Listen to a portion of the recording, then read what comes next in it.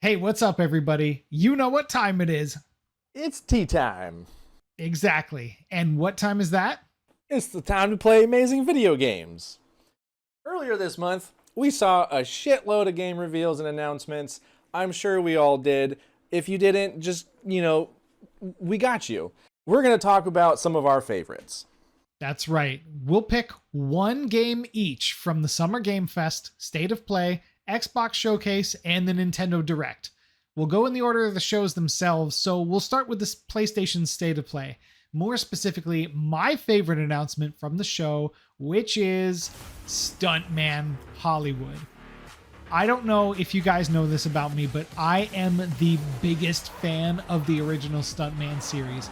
I just think the gameplay idea of having to run a predetermined stunt course is so cool. And the end result is actually very spectacular each time you do it, if you do it right. Not to mention that the new one is going to feature actual real life movies like Back to the Future and Knight Rider that you can perform the stunts in. Combine that with the sheer surprise of getting a new stuntman in 2026. And yes, that is my favorite announcement from the show. Stuntman, it was always so good. It was, I think it's the first game I got a late charge for not returning it on time to Blockbuster, because I just couldn't get enough. My favorite game, and this might come to a bit of a surprise to everybody, but I'm looking forward to Silent Hill Townfall. I think it's got me hooked. I can't say that for any other Silent Hill game, which is why I felt it deserved this spot on the list here for me, because when I saw that trailer, I really thought oh damn, this is actually a Silent Hill game that I really would like to play. It looks cool. The environments look really good. Just the sound engineering and all the environments and lighting just all tied together nicely in a way that maybe the art was just the thing that was taking it away from me in those older versions. But this one, it looks really good, and I really just cannot say anything bad about it. It does look interesting. I haven't played any of the recent Silent Hills. I've only beaten 1 and 3, and I never finished 2. And I haven't even played the remake of 2 or F. I'm terrible, but I'll get around to it. Moving on now to the Summer Game Fest, and honestly, there was quite a lot to like here, but if I had to pick my favorite, it's gonna be Stellar Blade Blood Rain. Again, if you know anything about what I've been spraying all over the internet, no pun intended, you'll know that I'm a very big fan of Stellar Blade, and not for that reason. The unfortunate gooner-friendly aspect of the game is very much there, but it is also a phenomenal action game, which is just super fun to play and now has an excellent photo mode that's just a super good time to play around with. I can't wait to see how the team evolves that formula, and for that reason, I am looking forward very much to the next Stellar Blade. If you haven't played Stellar Blade, you should all go play the original first Stellar Blade. It's excellent. Yeah, I'm definitely a culprit of not playing that game where I should be. It's on my list, and I will be getting to it, especially now because this one is coming out, and it does look sick. For me, I too had a lot of games. This is probably, out of all the showcases in the group, this one had the most that I was really looking forward to. And it, again, coming out of left field, might come as a surprise. For the first time ever, I have a Star Wars game on my list of things I'm looking forward to playing. But Star Wars Galactic League, that game, I just cannot wait. Ever since I saw the first pod race in episode 1, it's all I've ever wanted to do in a Star Wars game is just tear up some canyons in a pod racer, conduct some mischievous behavior, sabotage a few pods, and just wreak havoc on the course. And I haven't gotten that from any of the previous pod racing games, and this one I feel is going to deliver, and it better. It does look very good. And again, equally exciting for the surprise factor of getting a new Star Wars pod racing game in 2026. All right, and let's move on now to the Xbox showcase. I won't say it was my least favorite, but out of all of these games, my top pick is going to be Crazy Taxi. I think Crazy Taxi coming out in 2026 is crazy. It's an amazing wild card that Sega pulled out, and I just cannot wait. It's going to be so fun. It's one of those arcadey games that I think we all need, and headlines aside, we're all going to enjoy this game, and we're all going to just have so much nostalgia kicks every time we pick somebody up in this turbo out of there that it's just going to all blow over. No one's going to care, and we all need to just have fun with this one because it is going to be so good. I think the art looks great. They stuck to that same style that they put forth in the first Crazy Taxi. The mechanics all look great. The cars look great. I can only imagine the world is going to be twice the size. I'm really crossing my fingers on that one. And hey, maybe even some extra gameplay, some side games, some side quests. Who knows? Yeah, I'm excited. I think the most for just the Crazy Taxi franchise to come back into the light, but also to see what they do with like how they expand the gameplay for the modern audience. It's a very exciting time. And as Offspring would say, yes, yes, yes, yes, yes. How amazing would that be if Offspring came back for this one?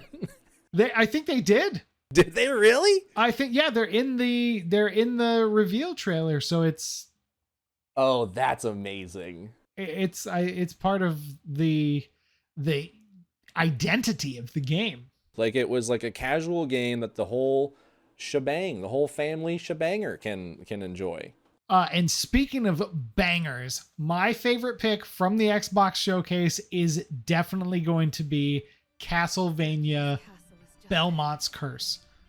I'm a super sucker for 2D Castlevania games. I've been playing them a lot recently myself anyway. But it just looks very good, and it seems like the logical conclusion to a gaming era that gave us both a new 2D Ninja Gaiden and a new 2D Shinobi, both of which were super fat. So I've got high hopes for the new Castlevania, but it looks, at least from what we can see now, to be ready to meet those high expectations. And finally, moving on, last but also perhaps maybe least, the Nintendo Direct. And look, I have a favorite here, but I had to really dig to find it. The diamond in the rough, as it were. And no, it's not a new Aladdin game, because if it were, that would have been a very easy choice. No, I have to go with from the Nintendo show. And look. I like Ocarina of Time just fine. I'm nervous about the remake, and that's how I feel about it. It's not a game that's super special to me. Like I appreciate it, and I think it's very good, and I respect it, and I'm fine to leave it alone. I think they can only they only risk damaging it by bringing it out of its case. And so outside of that major announcement, a lot of what we saw at the Nintendo Direct was just games we've played on other systems before that have been released that had to hold off of the original Nintendo Switch. But one game stood out as looking truly special, and that was the new Final Fantasy Resonance. Final Fantasy over the years has gotten increasingly more 3D and less turn-based. And as a 2D turn-based Final Fantasy, this checks many of the boxes that I'm looking for. So when we hear and see more, I'll be right there waiting to see if it checks the rest of the boxes, because sign me up for the first 2D Final Fantasy game since 6. Is that right? I think so. I didn't. Yeah, I guess it is 2D, huh?